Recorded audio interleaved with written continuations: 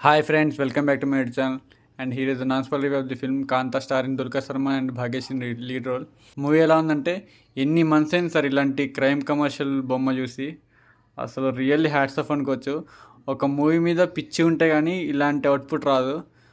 అసలు second half ఉంటుంది కదా, అసలు ఇలాంటి బెస్ట్ సెకండ్ హాఫ్ చూసి ఆల్మోస్ట్ 2 years అయింది మన టీఎఫ్ఏలో. అసలు ఫస్ట్ నుంచి వెళ్ళి ఫస్ట్ హాఫ్ కొంచెం స్లో ఉండే యాక్చువల్లీ. ఏంటి ఆ మూవీ అయిపోయినట్టే అనిపించింది. కానీ సెకండ్ హాఫ్లో ఎప్పుడైతే రానా గారు ఎంటర్ ఉందో అక్కడి నుంచి వెళ్ళి లేస్తుంది మూవీ. అసలు బెస్ట్ అంటే బెస్ట్, బ్రిలియంట్, ఆసమ్, అసలు నెక్స్ట్ లెవెల్.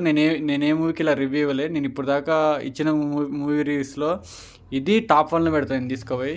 ఎందుకంటే 2025లో బెస్ట్ మూవీ అంటే ఇదే. ఎందుకు బెస్ట్ మూవీ అంటే సెకండ్ హాఫ్లో ఉంటుంది కొన్ని crime investigation scenes.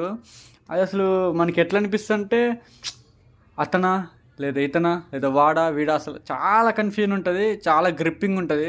First half ఎంత కొంచెం స్లో ఉందో, ఫస్ట్ హాఫ్ ఒక 10% స్లో ఉంటే సెకండ్ హాఫ్ 100% స్పీడ్ ఉంటుంది. అంత గ్రిప్పింగ్ ఉంటుంది అన్నమాట. ఇక మీరు కళ్ళు మూసుకొని బుక్ చేసేసుకోవచ్చు టికెట్. నాది హామీ. బాగాలేకపోతే అప్పుడు అడగండి, పక్క మూవీ అన్ని ఆడియన్స్ నచ్చుతుంది. ఎందుకంటే ఇది ఒక వర్గానికి చెందేది, లేకపోతే ఒక కమర్షియల్ టైప్ కాదు. అన్ని ఎలిమెంట్స్ ఉన్నాయి. చాలా ఎమోషనల్ కూడా ఉందనుకోండి, అది వేరే విషయం. ఇక నేను మొత్తం దీని గురించి చెప్తున్నా కానీ ఇంకా సినిమా స్టోరీ చెప్పలే కానీ ఇంక చెప్తున్నా.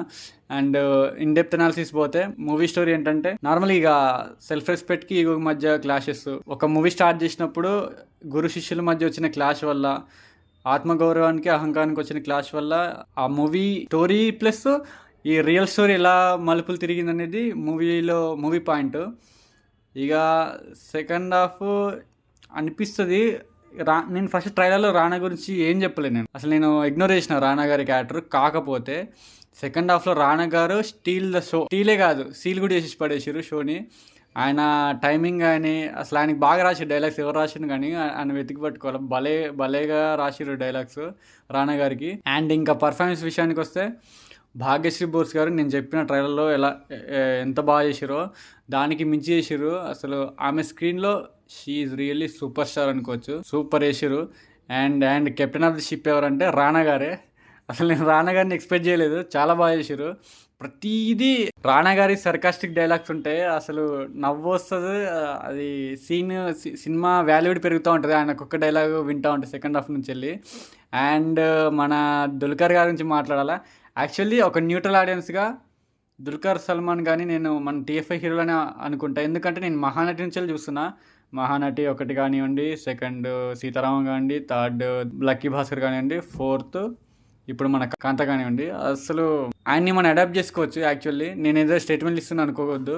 మంచి మూవీస్ తీస్తారు ఆయన మూవీ అంటే మనం మినిమం గ్యారంటీ పెట్టుకుని పోవచ్చు. ఓకే, అఫ్కోర్స్ మధ్యలో కింగ్ ఆఫ్ కొత్త 1-2 రాడ్లు వచ్చినాయి అనుకోండి, అది వేరే విషయం.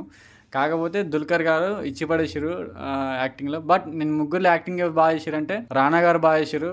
అండ్ సెకండ్ మన హీరోయిన్ భాగ్యశ్రీ బోస్ గారు చాలా బాగా చేశారు. ఆ గ్యాప్ ఎందుకు వచ్చిందంటే తన యాక్టింగ్ అంతా అసలు ఎంత ఫీల్ అవుతున్నా అంత బాగా వచ్చింది.